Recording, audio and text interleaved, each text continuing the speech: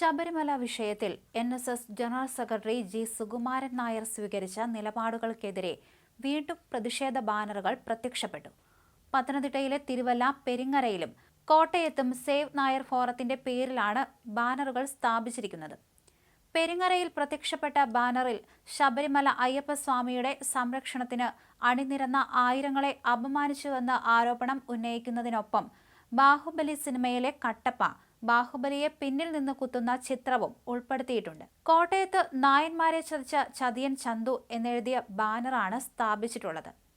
കൊല്ലം Sasthamkotta വെങ്ങയിലും NSS നേതൃത്വത്തിനെതിരെ പ്രതിഷേധം ഉയർന്നിട്ടുണ്ട്. NSS കരയോഗം ഓഫീസിന് മുന്നിൽ സ്ഥാപിച്ച ബാനറിൽ സമുദായത്തെ ഒറ്റുകൊടുക്കാൻ ശ്രമിച്ച നേതൃത്വം സമുദായത്തിന് നാണക്കേടാണ് എന്ന് രേഖപ്പെടുത്തിയിട്ടുണ്ട്. NSS വെങ്ങയിലെ അനുഭാവികളാണ് ഈ ബാനറിന് പിന്നിൽ.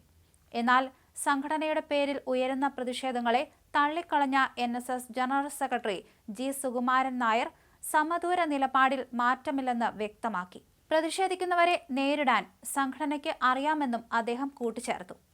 ശബരിമല വിശ്വാസ പ്രശ്നത്തിൽ നിലവിലെ സാഹചര്യത്തിൽ ഇടതുപക്ഷ സർക്കാരിനെ വിശ്വാസമാണെന്ന സുകുമാരൻ നായരുടെ നിലപാടാണ് പ്രതിഷേധങ്ങൾക്ക് പ്രധാന കാരണം.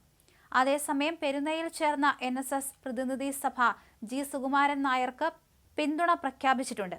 ശബരിമല പ്രക്ഷോഭകാലത്തെ സാഹചര്യമല്ല നിലവിലുള്ളതെന്നും സംഘടനയുടെ രാഷ്ട്രീയ നിലപാട് എപ്പോഴും സമദൂരമായിരിക്കുമെന്നും പ്രതിനിധി സഭയിൽ അദ്ദേഹം വിശദീകരിച്ചു.